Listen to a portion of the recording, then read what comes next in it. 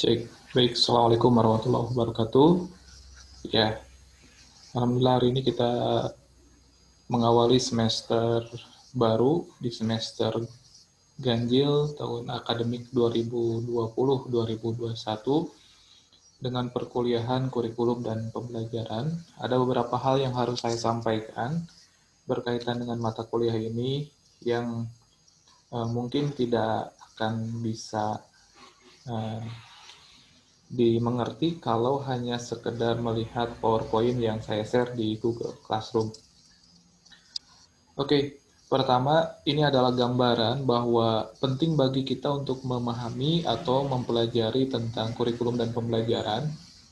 Jadi dalam dunia medis sering terjadi yang namanya malpraktek dalam dunia kerja, dalam dunia perusahaan, sering ada salah pengoperasian mesin. Nah, kedua proses ini mungkin secara dampak itu akan langsung terlihat terasa. Malpraktek bisa menyebabkan misalnya kelumpuhan atau kematian, atau misalnya kalau kesalahan mengoperasikan mesin itu bisa menyebabkan kerusakan atau tidak beroperasinya perusahaan tersebut. Nah, tanpa disadari bahwa dalam pembelajaran pun itu sering terjadi yang namanya mal-teaching mungkin istilahnya. Jadi kita salah dalam memberikan diagnosa pembelajaran tentang siswa kita salah memberikan metode, kita salah memberikan bahan ajar, kita salah dalam memberikan cara mengajar. Nah, itu salah satu bentuk kesalahan yang harus kita perbaiki dan harus kita antisipasi. Karena dampak dari kesalahan kita ketika mengajar mungkin tidak bisa dirasakan saat itu juga. Tapi dampaknya bisa kita rasakan 10 tahun ke depan atau bahkan lebih gitu. Oleh karena itu penting bagi kita membekali diri kita dengan pemahaman mengenai kurikulum dan pembelajaran. Jadi dari mata kuliah ini nanti kita akan mempelajari bagaimana kita mengembangkan sebuah kurikulum dari mulai tatanan kurikulum skala makro sampai skala mikro. Tatanan kurikulum skala makro tentu saja ini yang kaitannya dengan bagaimana kebijakan dari pemerintah. Sementara tatanan kurikulum secara mikro itu kaitannya bagaimana dengan kita merancang dan merencanakan pembelajaran di dalam kelas. Jadi jangan sampai kita datang ke kelas hanya sekedar masuk saja tanpa ada perencanaan yang matang. Oleh karena itu, penting bagi kita untuk memahami bagaimana merancang kurikulum dalam tataran mikro sebagai seorang guru yang tentu saja tidak akan terlepas dari tataran makro kurikulum yang sudah dirancang oleh pemerintah. Nah, ini identitas mata kuliah kita. Jadi mata kuliah kita namanya kurikulum dan pembelajaran, jumlah SKS-nya 2 SKS, kemudian sifatnya wajib. Nah, ini deskripsinya, ini bisa kalian baca. Kemudian, nah ini bentuk evaluasi yang akan kita lakukan. Jadi nanti nilai kalian itu ditentukan yang pertama dari proses perkuliahan, artinya dari proses perkuliahan ini keaktifan kalian, baik itu bertanya, kemudian menjawab dan sebagainya, kemudian tugas, kemudian ada juga kuis. Nah, ini dalam proses, kemudian ada juga nanti pasti UTS, UAS, dan tentu saja adalah kehadiran. Nah, ini saya mohon bantuan untuk kehadiran, mohon penuhi sesuai dengan ketentuan yang diberikan oleh fakultas. Jangan sampai kehadirannya kurang dari yang seharusnya. Oke, ini materi yang akan kita pelajari dalam satu semester ke depan. Nah, ini pertemuan pertama, hanya memaparkan cakupan mata kuliah untuk kurikulum dan pembelajaran. Minggu depan kita akan mempelajari ini, apa itu kurikulum, apa dimensi kurikulum, kemudian fungsi dan peranan kurikulum, serta saya akan tambahkan di sini tentang sejarah pengembangan kurikulum atau tentang sejarah perkembangan kurikulum di Indonesia. Kita tahu Indonesia sekarang kan menggunakan kurikulum 2013. Sebelumnya ada kurikulum 2006, sebelumnya ada kurikulum KPK. Dan sebelumnya pasti ada kurikulum-kurikulum yang lain. Nah, itu nanti kita akan pelajari bagaimana sejarahnya, bagaimana kurang lebihnya, bagaimana ciri khas dari masing-masing kurikulum tersebut. Kemudian yang ketiga, kita akan mempelajari tentang landasan pengembangan kurikulum. Yang keempat, kita akan mempelajari komponen-komponen pengembangan kurikulum. Yang kelima, kita akan mempelajari prinsip-prinsip pengembangan kurikulum. Yang keenam, kita akan mempelajari model dan organisasi pengembangan kurikulum.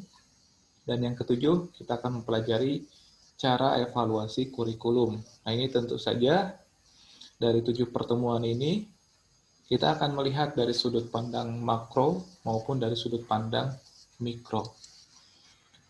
Nah, kemudian setelah UTS, kita akan mempelajari masuk ke konsep dasar pembelajaran.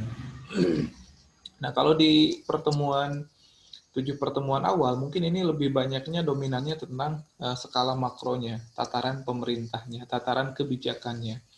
Nah, pada 7 pertemuan pasca UTS, kita akan lebih masuk ke tataran mikro. Kita sebagai guru, sebagai perancang pembelajaran. Di mana kita akan mempelajari konsep dasar pembelajaran, komponen-komponen pembelajaran, prinsip-prinsip pembelajaran, pendekatan dan model pembelajaran. Ini ada 2 pertemuan. Karena di sini kita akan membahas model-model pembelajaran yang mungkin bisa digunakan untuk pembelajaran yang kita rancang, khususnya dalam pembelajaran IPA. Kemudian ada juga penilaian dalam pembelajaran, dan poin 7 adalah tentang isu-isu inovasi dalam kurikulum pembelajaran. Oke, jadi dari 14 pertemuan ini diharapkan kalian bisa memahami bagaimana pengembangan kurikulum dalam tataran makro. Mungkin saja nanti dari kalian akan ada yang menjadi kepala sekolah, kemudian mungkin juga di dinas, ataupun mungkin jadi anggota dewan, bahkan mungkin ada yang akan jadi menteri pendidikan. Nah, ini adalah tugasnya di tataran makro. Sementara untuk tataran skala mikro, ini adalah bagaimana kita sebagai guru merancang pembelajaran, merencanakan pembelajaran, sampai melaksanakan pembelajaran, dan tidak lupa melakukan evaluasi pembelajaran. Nah, itu proses perancangan pada tataran mikro. Nah, kemudian ini sumber bacaan yang bisa dijadikan rujukan. Yang pertama ini bukunya teori-teori belajar. Ini bisa kalian cari, penulisnya adalah Bu Ratna Wilisdahar. Kemudian ada juga buku tentang kurikulum dan pembelajaran, ini tulisannya Hamalik Umar. Kemudian ada juga buku kurikulum dan pembelajaran yang dibuat oleh tim dosen UPI.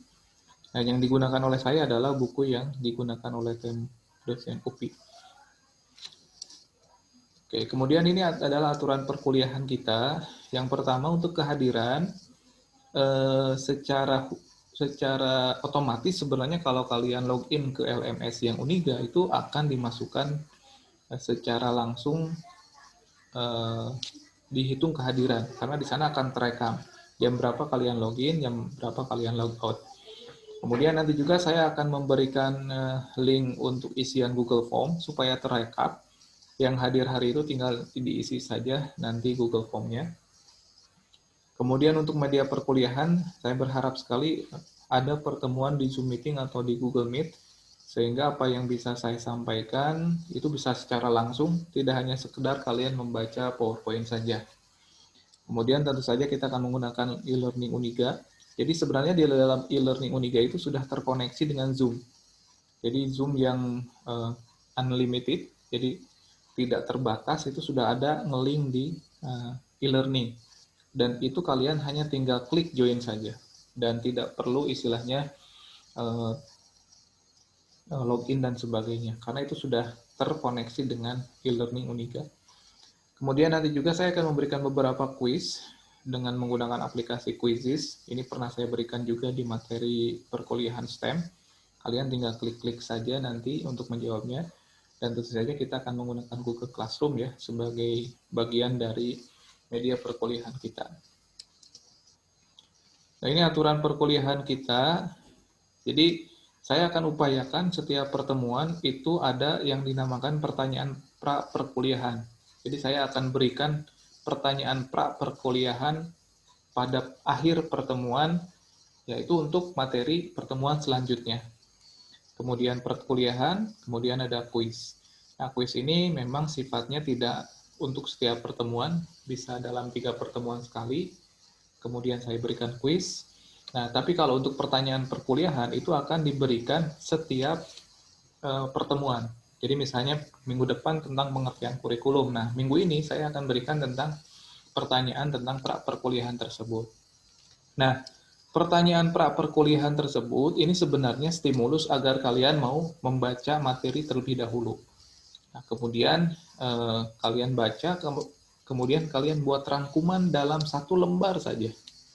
Nah, rangkumannya boleh dalam bentuk seperti ini, jadi tidak harus dalam bentuk tulisan full, tapi boleh dibuat bentuk-bentuk seperti ini, atau bisa juga dalam bentuk seperti ini.